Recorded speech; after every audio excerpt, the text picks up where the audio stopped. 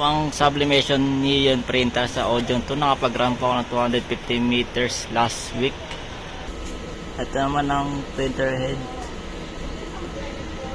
Ito naman ang capping.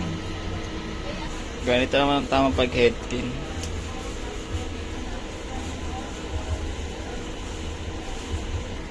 Tumakasan ng wiper.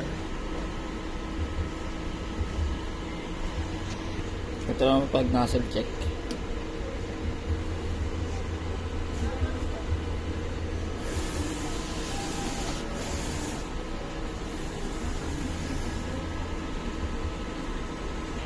Ito naman ang ink system.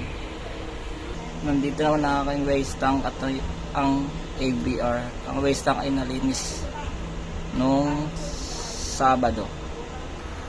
Ito naman ang stocks ko ng ink. Ito naman sable paper. Last week nakagamit ako ng yellow,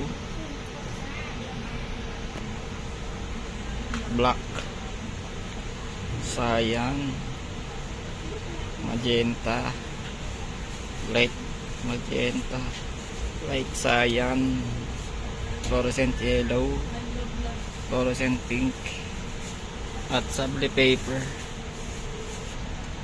Ito naman ng daily workload. Ito naman ang aking daily checklist.